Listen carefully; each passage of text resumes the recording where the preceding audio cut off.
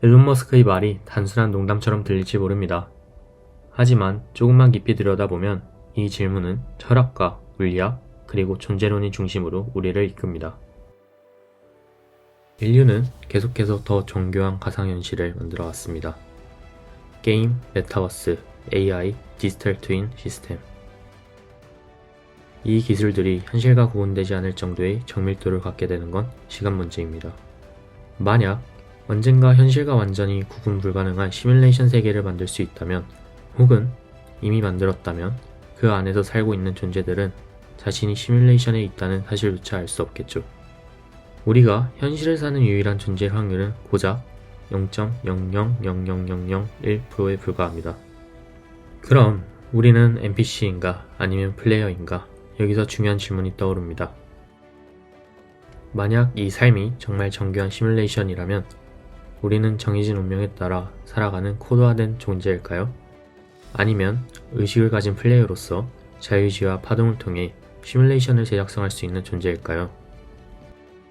이번 영상에서는 그 질문에 답하기 위해 현대물리학, 이중슬링 실험, 뉴턴 제3법칙을 바탕으로 현실이 시뮬레이션일 수밖에 없는 이유, 그리고 그 시뮬레이션 안에서 어떻게 게임의 규칙을 초월할 수 있는지 다루고자 합니다. 이제 플레이어의 시점으로 현실을 다시 바라봅시다.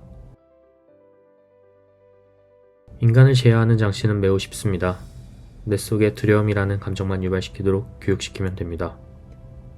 현실은 태어나기 전부터 짜인 각본이라는 사실은 반은 맞지만 반은 거짓입니다. 우리는 세상에 나오자마자 이름이 묻고 남자다, 여자다, 이건 옳다, 저건 틀리다 라는 규칙이 주어집니다. 그런데 그 누구도 이런 질문을 하지 않습니다. 우리는 이 규칙에 따라 살아가야만 할까? 따라서 우리는 태어난 직후부터 이미 시스템 속에 살고 있습니다. 국가, 교육, 성공, 윤리라는 이름의 초기 코딩을 거부감 없이 다운받았습니다. 목적 없는 교육은 학습이 아니라 현실 주입의 일부입니다. 학교는 지식을 가르치는 공간이 아닙니다. 그보다 더 강력하게 현실이 무엇인지 정의하는 공장일 뿐입니다. 현대학교의 기원은 공장에 있습니다. 우리가 알고 있는 오늘날의 학교 시스템은 지식 탐구를 위해 설계된 게 아닙니다. 산업혁명기의 필요에 따라 탄생한 구조의 일부일 뿐입니다.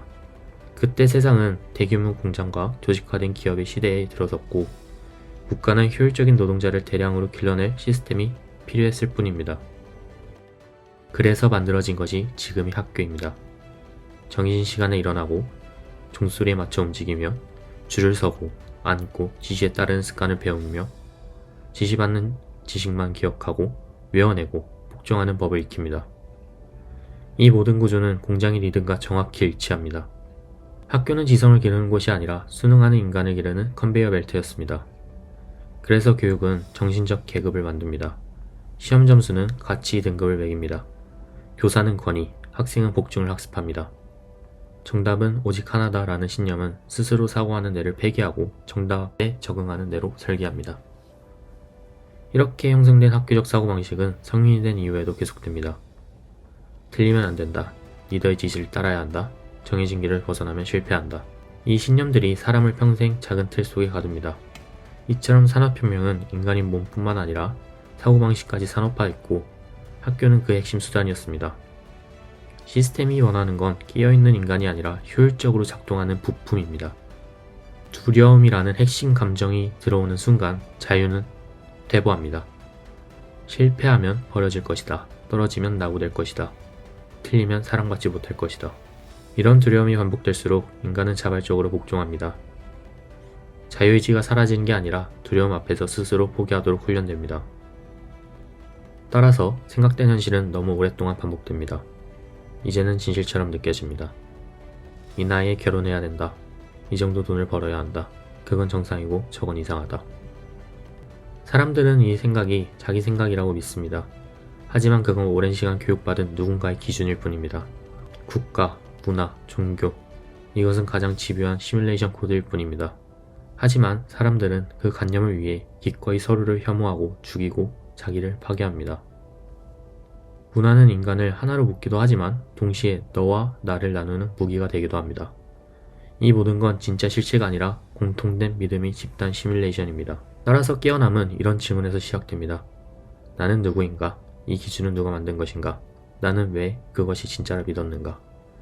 이 질문이 처음 등장한 순간 코드의 바깥에서 나를 바라보기 시작하는 시야가 열립니다. 그때 비로소 삶은 감옥이 아니라 플레이필드가 됩니다. 뉴턴 제3법칙. 모든 작용에는 크기가 같고 방향이 반대인 반작용이 있다. 물리학의 이 단순한 원칙은 우리가 살아가는 현실에서도 아주 정밀하게 작동합니다. 특히 원하는 것을 이뤄내는 힘, 즉 현실 창조의 역학 안에도 이 원리는 예 없이 작동합니다. 어릴 때부터 우리는 이렇게 세뇌됐습니다. 간절히 바라면 이루어진다. 원하는 만큼 행동하라. 노력하면 다 된다. 하지만 우린 모두 알고 있습니다. 진짜 간절할수록 오히려 더 실패했다는 것을. 왜 그럴까요? 그건 당신이 노력이 부족해서가 아니라 에너지 시스템이 균형을 무너뜨렸기 때문입니다. 현실은, 우주 만물은 균형을 유지하려 합니다. 당신이 어떤 목표에 간절하게 매달리는 순간 그 간절함은 시스템 안에서 과도한 작용으로 작동됩니다. 그러면 우주는 그 과잉된 에너지에 대해 같은 크기이지만 반대작용인 반작용을 발생시킵니다. 저를 전부터 알고 계셨던 분이라면 트랜서핑을 한 번쯤 접하실 가능성이 높습니다. 제 경험적으로 해석한 트랜서핑이 말하는 중요성이란 어떤 대상이나 사건의 필요 이상으로 무게를 실어주는 것일 뿐입니다. 저 사람에게 인정받아야 해. 이번엔 절대 실패하면 안 돼. 이게 안 되면 나는 무너질 거야. 이런 말들이 입 밖으로 나올 땐 이미 늦었습니다. 당신은 지금 현실을 다루는 게 아니라 자신이 만든 왜곡된 에너지 중력장 안에서 스스로 갇히고 있는 중이기 때문입니다. 그 에너지는 무의식적으로 결핍 진동을 계속 뿜어내고 절대 이 상태에서 우리가 원하는 현실을 창조할 수 없습니다. 그리고 현실은 그 파동을 읽고 그 결핍 그대로를 반영합니다. 그래서 간절함은 현실을 지연시키는 것입니다. 이 원리가 이해하기 힘들다면 당장 주먹으로 벽을 쳐보세요. 단번에 이해됩니다. 진짜로 원하는 것을 손에 넣고 싶다면 그건 힘으로 당기는 것이 아닌 흘러오도록 허용하는 것입니다. 당기면 저항이 생기고 원하면 멀어지고 집착하면 멀어집니다. 중요성은 시스템을 왜곡시키고 그 왜곡은 반드시 반작용을 발생시킵니다. 현실은 언제나 균형을 맞추려는 쪽에 더 큰 힘을 싣습니다. 즉, 당신이 너무 간절한 쪽에 있을수록 현실은 그 반대편으로 기울게 됩니다. 균형을 회복하려면 중요성을 해체하세요. 원하는 것이 손을 넣고 싶다면 그것을 갖고 싶은 대상이 아니라 이미 나의 일부인 것처럼 다뤄야만 합니다. 이뤄도 좋고 안 이뤄도 괜찮다. 이미 나의 현실이고 나는 그 진동 속에 있다. 간절함 대신 선택된 존재로 산다. 이런 에너지 상태가 되었을 때 우주는 더 이상 반작용을 보내지 않습니다. 왜냐하면 그땐 이미 시뮬레이션과 진동이 일치했기 때문입니다. 우리가 어떤 대상에 대해 두려움을 느낄 때 그 본질은 사실 그걸 너무 중요하게 여기고 있기 때문입니다. 예를 들어 돈이 없을 때 사람은 두려움을 느낍니다. 왜냐하면 자본주의는 돈이라는 개념에 생존, 안전, 정체성 같은 걸 모두 넣어놨기 때문입니다. 그래서 현실이 돈과 관련된 방식으로 흐르지 않을 때 우리는 마치 죽을 것처럼 두려워합니다. 이 상태에서는 진동이 매우 불안정하게 요동칩니다. 그래서 그 불균형은 현실에 왜곡된 반작용으로 나타납니다. 이중슬릿 실험에서는 관측자가 없는 상태에서는 입자가 파동으로 행동하고 관측자가 개입하는 순간 파동은 입자로 붕괴됩니다. 즉, 관찰자의 의식이 현실의 형태를 결정짓습니다. 그런데 문제는 우리가 어떤 대상을 너무 간절하게, 너무 중요하게 바라보는 순간 그 관측은 이미 왜곡된 에너지를 가진 상태가 됩니다. 그 에너지는 결핍, 불안, 통제 욕구로 구성되어 있습니다. 그리고 그 진동은 파동을 수많은 가능성 중 하나로 유지하는 것이 아닌 부족한 현실이라는 고정된 입자 상태가 됩니다. 그러므로 관측을 정렬해야 합니다. 관측이 진동을 바꾸는 방법은 딱 하나, 중요성을 낮추기. 우리가 두려움이나 불안을 느낄수록 그 감정은 이건 반드시 돼야 돼 라는 에너지에서 나옵니다. 그 에너지를 해체하는 가장 직접적이고 안전한 방식이 명상입니다. 명상은 어떤 대상을 해결하려 노력하지 않고 있는 그대로 바라보는 훈련입니다. 즉, 나에게 절대적으로 중요한 문제를 그냥 하나의 감정 파동, 하나의 생각 패턴으로 관측할 수 있는 상태로 바꿉니다. 그 순간 중요성은 해체되고 관측의 진동은 중립화되며 다시 현실은 파동 상태, 즉 무한한 가능성의 영역으로 돌아갑니다. 존재로서 진동한다는 것은 나의 힘으로 현실을 바꾸는 것이 아니라 이미 존재하는 가능성이 나를 통해 실현되도록 허용하는 것입니다. 다르게 말하면 내가 만드는 게 아닌 이미 만들어진 구조에 내가 진동으로 연결되는 것입니다. 그래서 존재로서 진동은 반드시 중요성이 없는 상태에만 작동합니다. 왜냐하면 중요성이 생기는 순간 의식은 다시 내가 해야 해, 될까 말까, 조급하다라는 진동 상태로 돌아가게 되기 때문입니다. 결론적으로는 작용을 멈추고 파동을 유지하라 합니다. 원하는 현실을 만든다 생각하지 말고 그 현실이 진동 속에 이미 있는 사람처럼 관측하는 게 필수입니다. 현실을 바꾸기 위해 쓰는 대신 감정을 흘려보내는 몸의 루틴을 먼저 정렬하세요. 많은 사람들은 기분이 나아져야 움직일 수 있다 믿습니다. 하지만 현실은 그 반대입니다. 움직일 때 비로소 감정이 정화되기 시작합니다. 느낌은 행동 이후에 따라오는 반응이기 때문입니다. 걷기는 에너지 정체를 풀어내는 가장 간단한 루틴입니다. 조급함, 무기력, 불안 같은 감정은 머릿속에 있는 것이 아니라 몸속에 정체된 에너지 덩어리처럼 존재합니다. 산책은 그 덩어리를 녹이는 움직임입니다. 땅을 밟고 리듬 있게 걷고 어깨에 힘을 빼고 눈으로 세상을 관찰하면 단 10분만 해도 머릿속 긴장은 흐릿해지고 감정이 다르게 느껴지기 시작합니다. 명상은 감정을 싸우지 않고 지나가게 하는 공간입니다.